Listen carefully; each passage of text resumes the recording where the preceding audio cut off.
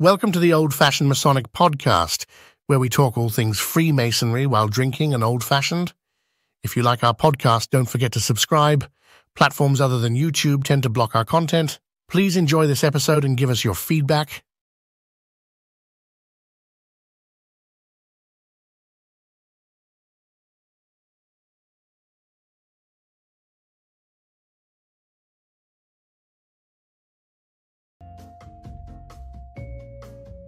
In the bustling streets of Waldorf, a small village in Germany, on July 17, 1763, a boy named Jacob Astor was born to a humble butcher and his wife. Little did anyone know that this child would grow up to become one of America's most prominent businessmen and a key figure in the early development of the United States. Jacob Astor's childhood was far from lavish. He received only a rudimentary education and started working in his father's butcher shop at a young age.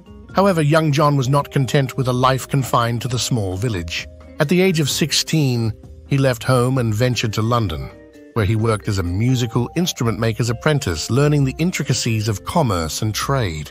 In 1784, Astor set sail for America, arriving in Baltimore with just a few dollars in his pocket and a burning ambition to succeed. He initially started by trading furs, capitalizing on the burgeoning fur trade in the American West. Astor's keen business acumen and shrewd investments soon propelled him to success. He established the American Fur Company in 1808, which became one of the largest fur trading companies in the country, with trading posts stretching from the Great Lakes to the Pacific Northwest. Astor's business empire expanded beyond fur trading.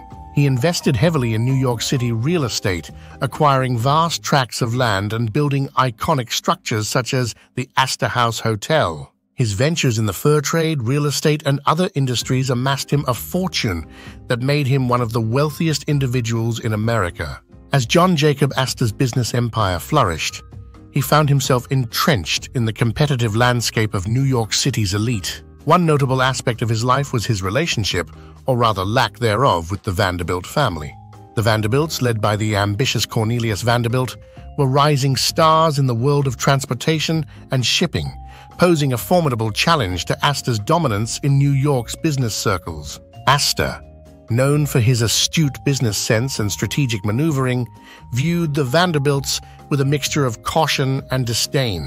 He perceived them as upstarts, newcomers attempting to disrupt the established order that he had worked so hard to build. Despite their growing influence and wealth, Astor shunned any overtures of collaboration or alliance with the Vanderbilt family. The rift between Astor and the Vanderbilts deepened as the two families competed for control over various industries, including transportation, real estate, and finance. Astor, ever the shrewd businessman, employed tactics to thwart the Vanderbilts' ambitions, whether through strategic investments, political maneuvering, or outright competition. The animosity between the Astors and the Vanderbilts became a hallmark of New York's social and economic landscape during the 19th century. While the Vanderbilts sought to challenge Astor's dominance, Astor remained steadfast in his determination to maintain his position as one of the city's preeminent figures. Despite their rivalry, both families left a lasting legacy on New York City and the wider world. The Astor name became synonymous with wealth and influence, while the Vanderbilts established themselves as titans of industry and transportation. Yet, the enmity between these two prominent families serves as a reminder of the fierce competition and intrigue that defined the Gilded Age of American history. Jacob Astor was also known for his involvement in Freemasonry, a fraternal organization that emphasized moral and spiritual development. Astor belonged to the Freemasons, a fraternal order, and served as master of Holland Lodge No. 8, New York City in 1788. Later, he served as Grand Treasurer for the Grand Lodge of New York. He was also the president of the German Society of the City of New York from 1837 to 1841. In his later years, Astor focused on philanthropy, endowing numerous charitable causes and institutions. However, his life was not without tragedy. He suffered personal losses, including the deaths of several children and his beloved wife, Sarah Todd.